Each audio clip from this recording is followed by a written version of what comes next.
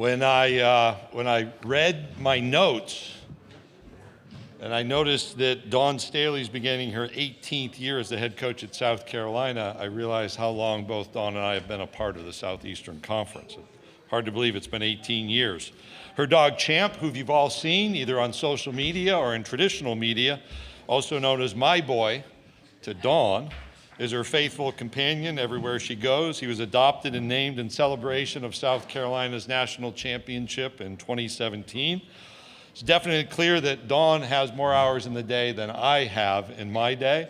If you follow her social media accounts, you'll see from time to time this summer tables spread and covered with books that she's been autographing and returning to those who sent them to her. She's also been on a book tour, and I've seen photos of various different places and different time zones. Pretty remarkable. And Dawn was kind enough to give me my own autographed copy of the book. I will note I had bought my own.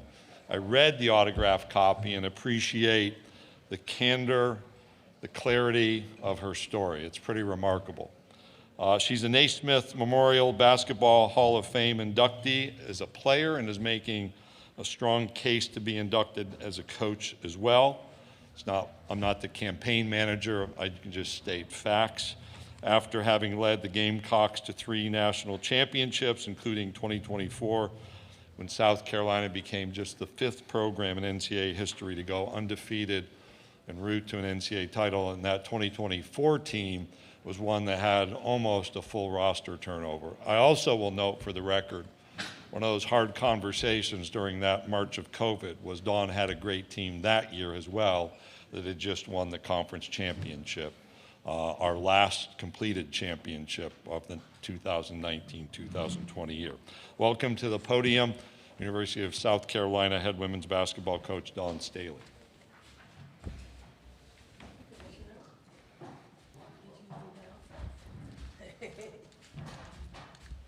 Hello, how are you? Doing great, thank you. All right, we'll go ahead and take questions. If you have a question, Lorna and Avery will get the microphone to you.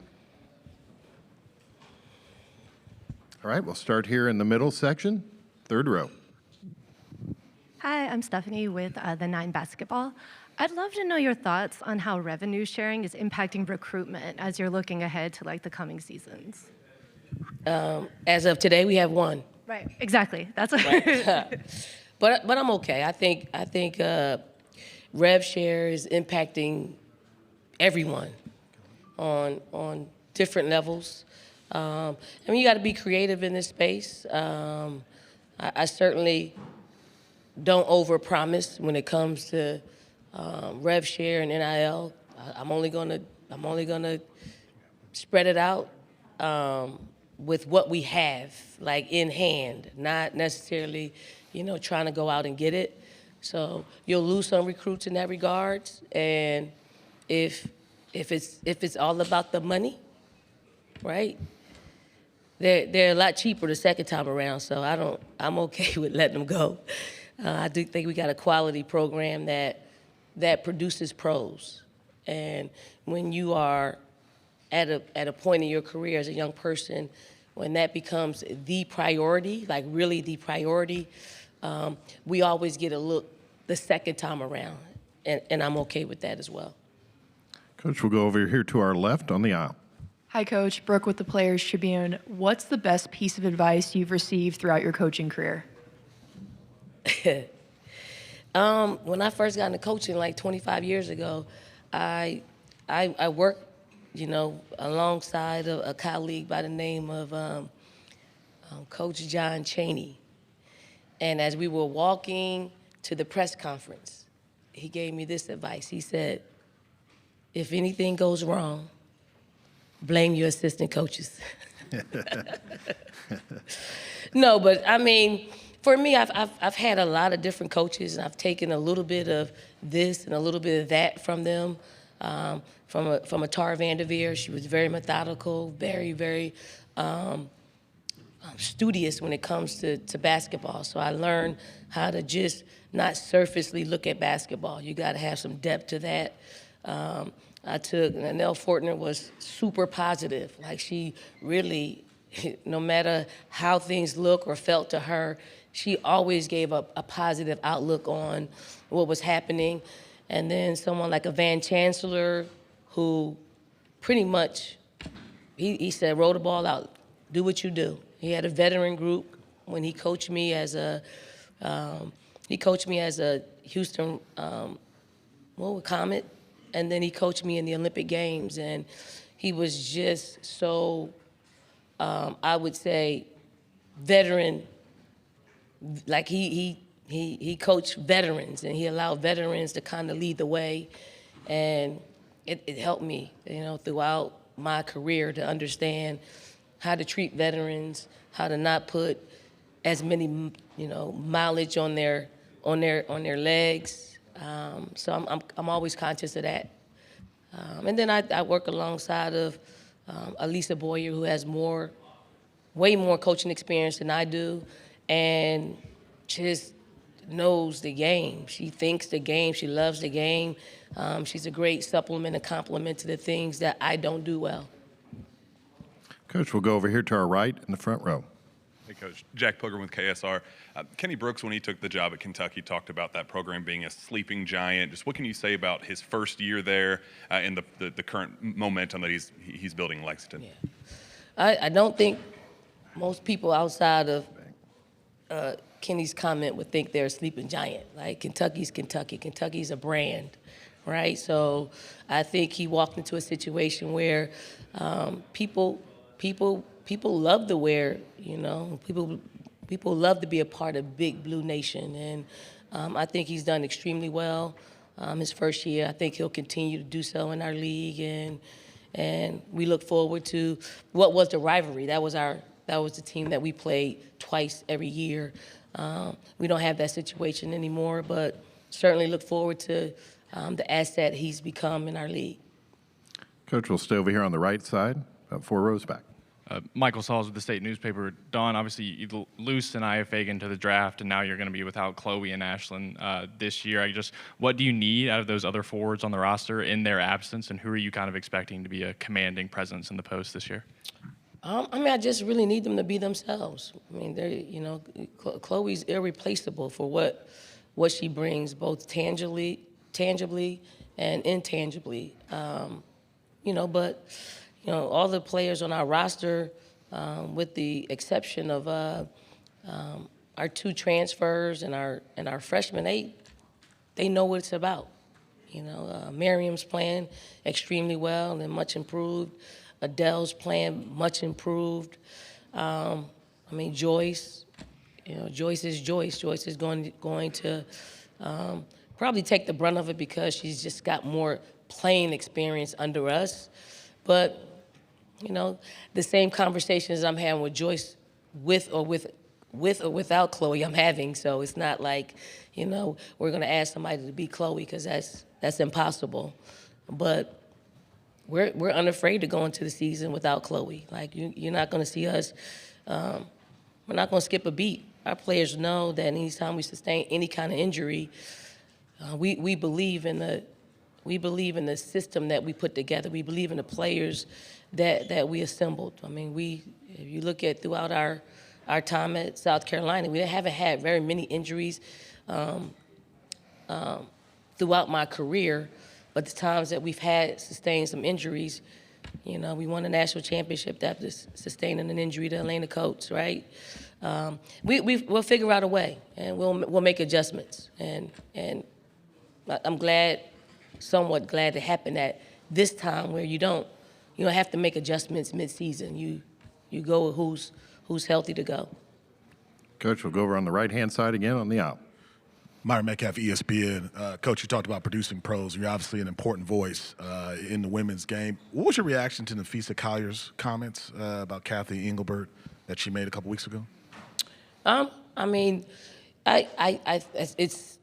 sounds like it's personal in her perspective of the situation, and I think people have to understand they're negotiating, right? So in negotiations, like any other issues that come up, there's there's always going to be an emotional attachment to it. And then there's facts. So, once we get down to the facts, I do think it's going to get done. So both of them are playing the sides that need to play. I think it was brave of Fee to step out there and put her name on the line when it comes to where the players stand, right? And at the same time, you look at Kathy Engelbert, and I don't think there's another commissioner that has accomplished what she has for the state of women's professional basketball. So they're negotiating. It's part of it. Coach, we'll go over on the left. Jeff? Hey, Don, Jeff Goodman. Another one kind of off topic a little bit. I know you interviewed with the Knicks this past offseason. How much interest, how much of a desire would you have to be a trailblazer and be the first women's coach, maybe in the NBA or in men's college basketball someday? How much do I have that in me? Yeah.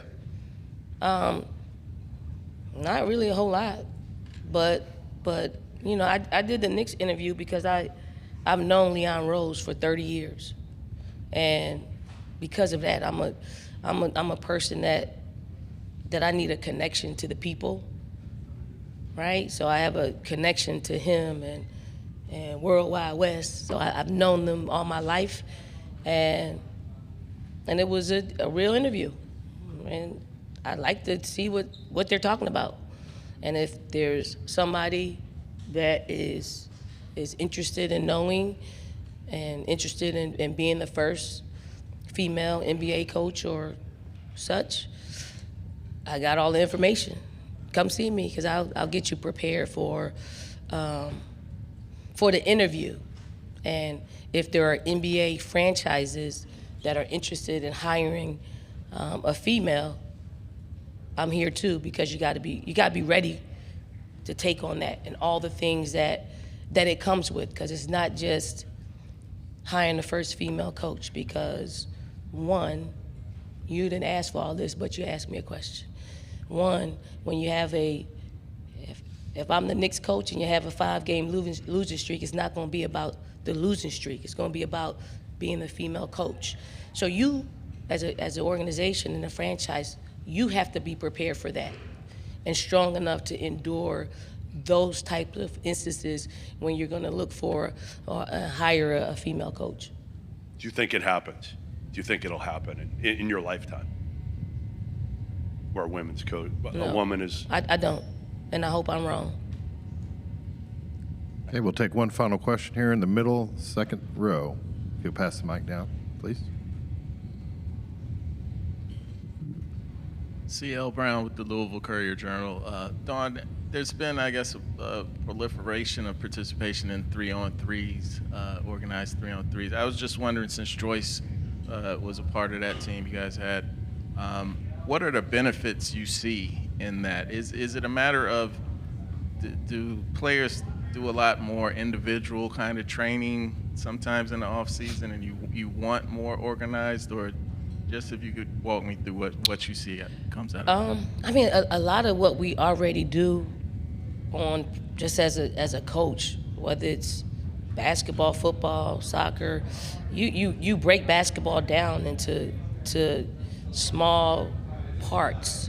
3-on-3 is a part of what we do. There's, in a basketball court is what you do when there are 3 players on this side and 2 players on the other side. You break those things down. You make them play 1-on-1, 2-on-2, 3-on-3, 4-on-4, 5-on-5. So it's a part of the breakdown. I think what 3-on-3 does is it reveals who can actually play, because you gotta be smart. Like, there's certain things that happen out there, the spacing out there on the floor. It's read and react, and you can see who is skilled enough, who's intelligent enough to read and react and make, on both sides of the ball. So, I mean, Joyce is, I believe Joyce is gonna have to make a choice, whether she's gonna be an Olympian for 5x5 or 3x3. Coach Staley, thank you for your time this. Thank you.